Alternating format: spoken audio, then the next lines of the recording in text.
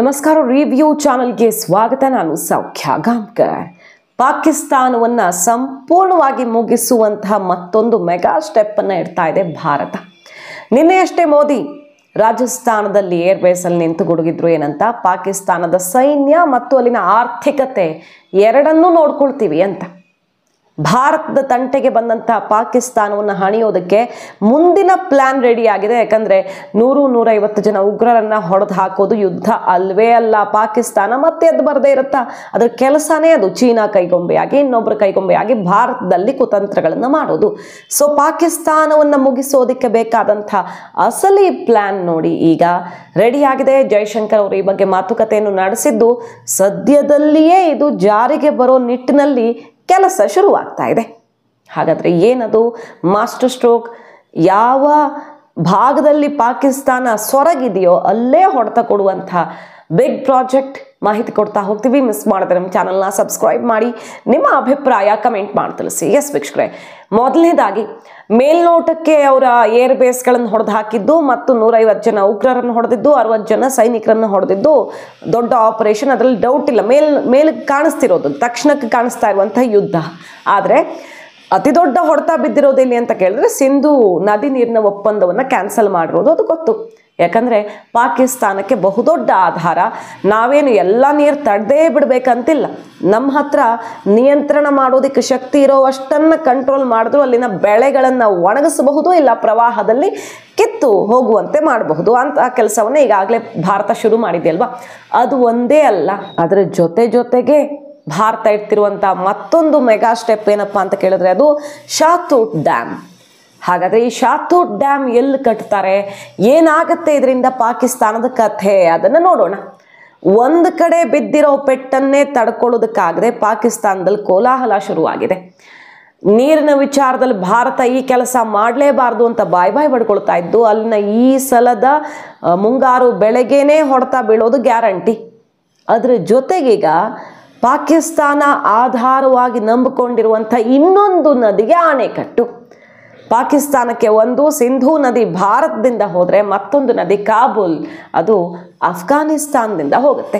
ಆ ಅಫ್ಘಾನಿಸ್ತಾನದಿಂದ ಹೋಗುವಂಥ ಕಾಬೂಲ್ ನದಿಗೆ ಆಣೆಕಟ್ಟೆ ಅದು ಶಾತೂಟ್ ಡ್ಯಾಮ್. ಅದನ್ನು ಭಾರತ ಅಫ್ಘಾನಿಸ್ತಾನದಲ್ಲಿ ಮಾಡೋದಕ್ಕೆ ಈಗ ಯೋಜನೆಯನ್ನು ರೂಪಿಸಿದೆ. ಜೈಶಂಕರ್ ಅವರು ಮೊಟ್ಟ ಮೊದಲ ಬಾರಿಗೆ 2 ದಶಕದಲ್ಲಿ ಭಾರತ ಮತ್ತು ಅಫ್ಘಾನಿಸ್ತಾನದ ನಡುವೆ ಈ ರೀತಿ ಮಂತ್ರಿಗಳ ಲೆವೆಲಲ್ಲಿ ಮೀಟಿಂಗ್ ಆಯಿತು. ಅಧಿಕಾರಿಗಳ ಲೆವೆಲಲ್ಲಿ ಆಗ್ತಿತ್ತು. ಭಾರತ ಬೇಕಾದಷ್ಟು ಅಲ್ಲಿ ಸಹಕಾರ ಕೊಟ್ಟಿದೆ. ಅಫ್ಘಾನಿಸ್ತಾನದಲ್ಲಿ ರಸ್ತೆ, ಬೇರೆ ಇನ್ಫ್ರಾಸ್ಟ್ರಕ್ಚರ್ಗೆಲ್ಲ ಕೊಡುಗೆ ಇದೆ ಭಾರತದ್ದು. ಆದರೆ ಈ ಮಿನಿಸ್ಟರ್ ಲೆವೆಲಲ್ಲಿ ಮಾತುಕತೆ ಫಸ್ಟ್ ಟೈಮ್ ಅದು ಸಿಂಧೂರ ಆಪರೇಷನ್ ಆದ ಬಳಿಕ ನಡೀತು. ಪಾಕಿಸ್ತಾನ ಬಾರ್ಡ್ರಲ್ಲಿ ಏನು ಮಾಡ್ತಿದೆ ಅನ್ನೋದು ಗೊತ್ತು. ಪಾಕಿಸ್ತಾನಕ್ಕೆ TTP ಅವ್ರು ಏನು ಮಾಡ್ತಿದ್ದಾರೆ, ಕಂಡಲ್ಲಿ ಅಲ್ಲಿನ ಸೈನಿಕರ ರಕ್ತ ಹರಿಸ್ತಿದ್ದಾರೆ ಅನ್ನೋದು ಗೊತ್ತು. ಖೈಬರ್ ಪಖ್ತೂನ್ಖ್ವಾ ಸ್ವತಂತ್ರಗೊಳಿಸೋದಕ್ಕೆ ಯಾವ ರೀತಿ ಹೋರಾಟ ಆಗ್ತಿದೆ, ಅಫ್ಘಾನಿಸ್ತಾನ ಆ ಭಾಗಕ್ಕಾಗಿ ಹೇಗೆ ಪಟ್ಟು ಹಿಡಿದು ಕೂತಿದೆ, ಅದು ನಮ್ಮದು, ಯಾವನೋ ಬಂದು ಬ್ರಿಟಿಷ್ ಗೆರೆ ಎಳೆದು ಹೋದರೆ ನಮ್ಮ ಭಾಗವನ್ನು ಪಾಕಿಸ್ತಾನಕ್ಕೆ ಯಾಕೆ ನಾವು ಕೊಡಬೇಕು ಅಂತ ಆಕ್ರೋಶದ ಹೋರಾಟವನ್ನು ಮುಂದುವರಿಸ್ತಾ ಇರೋದು ಗೊತ್ತಲ್ವಾ. ಈಗ ನೋಡಿ, ಈ ಶಾತೂಟ್ ಡ್ಯಾಮು ಅಫ್ಘಾನಿಸ್ತಾನಕ್ಕೆ ಬಹುದೊಡ್ಡ ಆಧಾರವಾಗಲಿದೆ. ಯಾಕಂದರೆ ಅಲ್ಲಿ ನೀರಿನ ಸಮಸ್ಯೆ ಇದೆ ಅಫ್ಘಾನಿಸ್ತಾನದಲ್ಲಿ. ಇದು ಏಕಕಾಲಕ್ಕೆ ಭಾರತ ಸಾಧಿಸುವಂಥ 2 ಗುರಿ ಅಂತ ಹೇಳಿದ್ರು ತಪ್ಪಿಲ್ಲ. ಯಾಕಂದರೆ ಅಫ್ಘಾನಿಸ್ತಾನವನ್ನು ತನ್ನದು ಮಾಡ್ಕೊಳ್ಳೋದಕ್ಕೆ ಈಗ ಮೊನ್ನೆಯಷ್ಟೇ ಭಾರತ ಮೀಟಿಂಗ್ ಮಾಡಿದ ಮೇಲೆ, ಅಲ್ಲಿನ ವಿದೇಶಾಂಗ ಸಚಿವರ ಜೊತೆಗೆ ಮಾತನಾಡಿದ ಮೇಲೆ ಚೀನಾಗೆ ಕರೆಸ್ಕೊಂಡು ಅಫ್ಘಾನಿಸ್ತಾನದ ಮಂತ್ರಿಯನ್ನು ಮತ್ತು ಪಾಕಿಸ್ತಾನದ ಮಂತ್ರಿಯನ್ನು ಕರೆಸ್ಕೊಂಡು ತ್ರಿಪಕ್ಷೀಯ ಮಾತುಕತೆ, ನಾವು ಅಲ್ಲೂ ಸಿಪೆಕ್ಕನ್ನು ವಿಸ್ತರಿಸ್ತೀವಿ, ಅಫ್ಘಾನಿಸ್ತಾನದಲ್ಲೂ ಹೂಡಿಕೆ ಮಾಡ್ತೀವಿ ಅಂತೆಲ್ಲ ಏನೋ ಒಂದು ದೊಂಬರಾಟ ಮಾಡೋಕೆ ಹೊರಟಿದೆ. ಯಾಕಂದರೆ ಭಾರತದ ಕಂಟ್ರೋಲ್ಗೆ ಹೋಗ್ಬಿಟ್ರೆ ಅಫ್ಘಾನಿಸ್ತಾನ ಅನ್ನೋ ರೀತಿಯಲ್ಲಿ. ಆದರೆ ಅದೆಲ್ಲವನ್ನು ಮೀರಿ ಶಾತೂಟ್ ಡ್ಯಾಮು ಅಫ್ಘಾನಿಸ್ತಾನಕ್ಕೆ ಜೀವನಾಧಾರ ಕಲ್ಪಿಸುವಂಥ ಒಂದು ಡ್ಯಾಮ್ ಆಗಲಿದೆ. ಹಾಗಾಗಿ ಅಫ್ಘಾನಿಸ್ತಾನ ಬಹಳ ಖುಷಿಯಾಗಿರೋದು. ಇದೊಂದು ಪ್ರಾಜೆಕ್ಟನ್ನು ಭಾರತ ಮಾಡಿಕೊಟ್ಬಿಟ್ರೆ ಅಫ್ಘಾನಿಸ್ತಾನದ ಜನರ ಜೀವನವನ್ನೇ ಬದಲಿಸುವಂಥ ಒಂದು ಪ್ರಾಜೆಕ್ಟ್ ಆಗುತ್ತೆ. ಇದು 20-25 ಲಕ್ಷ ಜನರಿಗೆ ಕುಡಿಯೋ ನೀರಿನ ವ್ಯವಸ್ಥೆ ಆಗುತ್ತೆ ಮತ್ತು ಕೃಷಿಗೆ ವ್ಯವಸ್ಥೆ ಆಗುತ್ತೆ.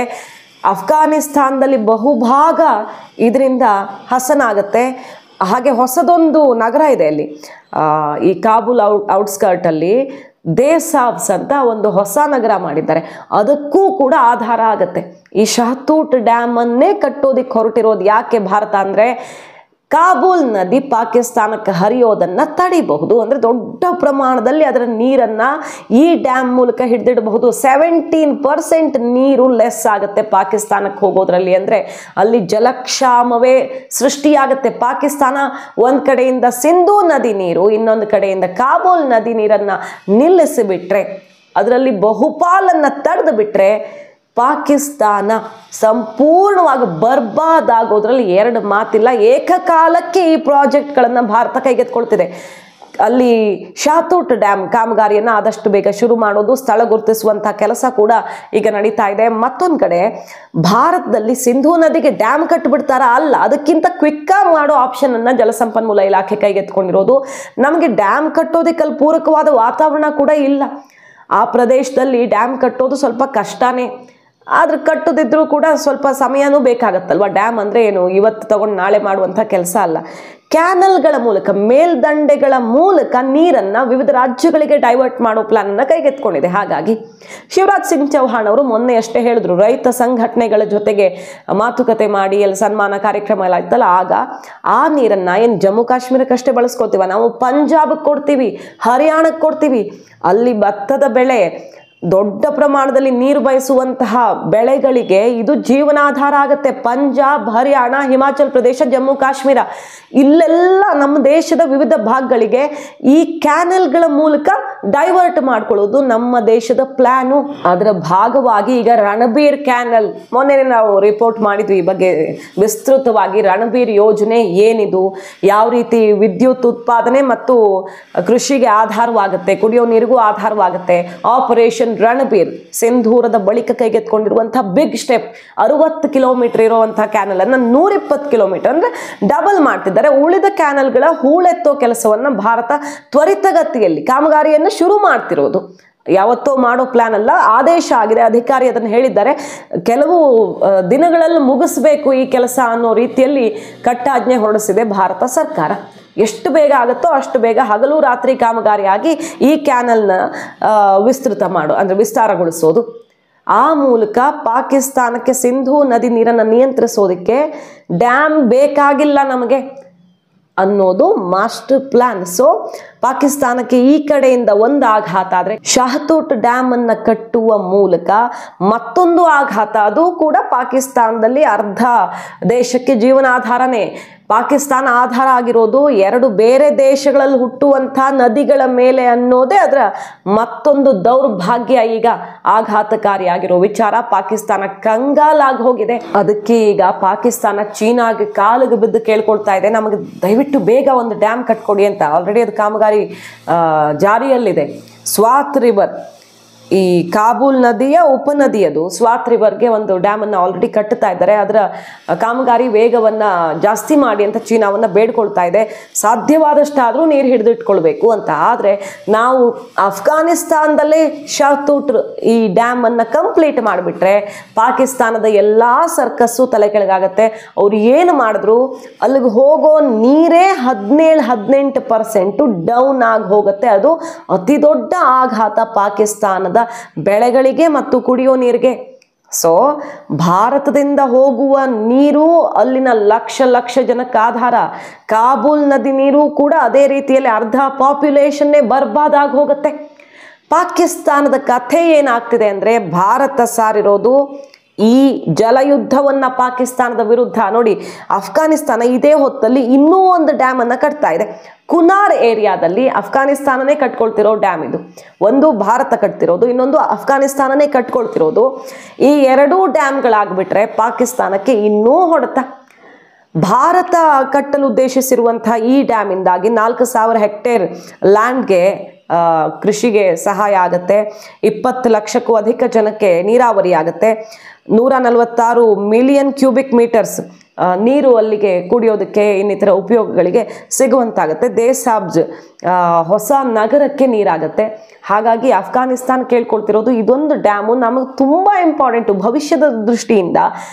ಈ ಭಾಗ ಚೆನ್ನಾಗಿರಬೇಕು ಅಂದರೆ ಅಫ್ಘಾನಿಸ್ತಾನದಲ್ಲಿ ಎಲ್ಲ ಒಳ್ಳೆ ಅಭಿವೃದ್ಧಿ ಹಾಕ್ಕೊಂಡು ಹೋಗಬೇಕಂದ್ರೆ ಶಹತೂತ್ ಡ್ಯಾಮ್ ಅನಿವಾರ್ಯ ಅಂತ ಭಾರತವನ್ನು ಅವ್ರು ಕೇಳ್ಕೊಳ್ತಿದ್ದಾರೆ.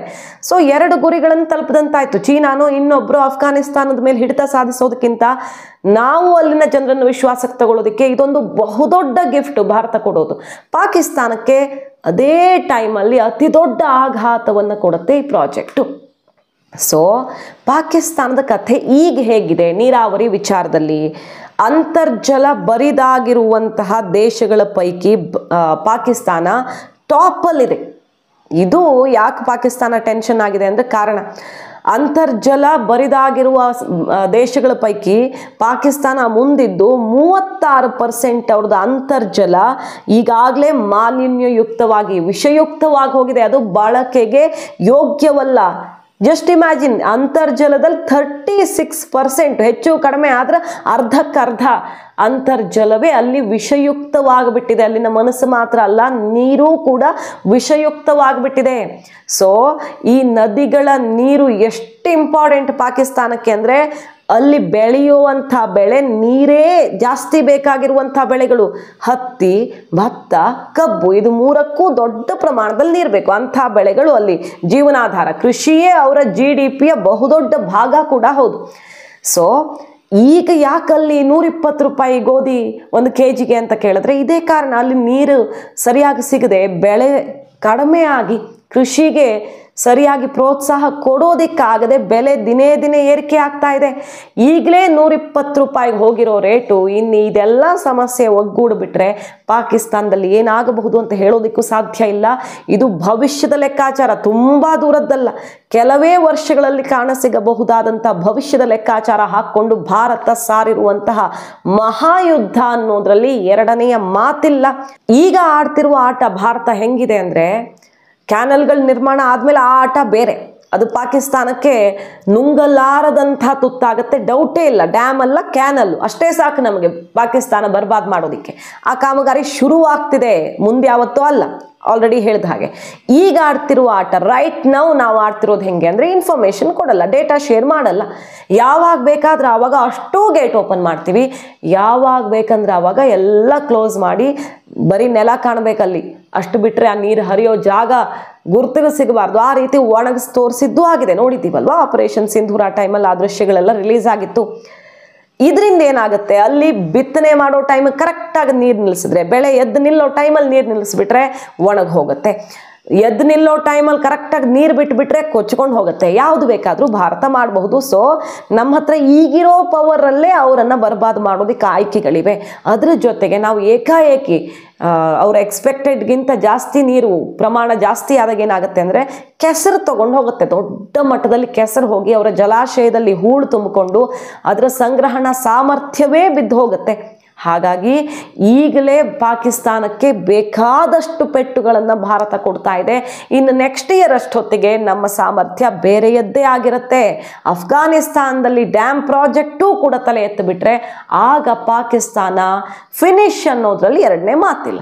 ಮಾಹಿತಿ ನಿಮ್ಗೆ ಇಷ್ಟ ಆಗಿದ್ರೆ ಮಿಸ್ ಮಾಡಿದ್ರೆ ನಮ್ಮ ಚಾನಲ್ನ ಸಬ್ಸ್ಕ್ರೈಬ್ ಮಾಡಿ, ನಿಮ್ಮ ಅಭಿಪ್ರಾಯ ಕಮೆಂಟ್ ಮಾಡಿ ತಿಳಿಸಿ. Thank you.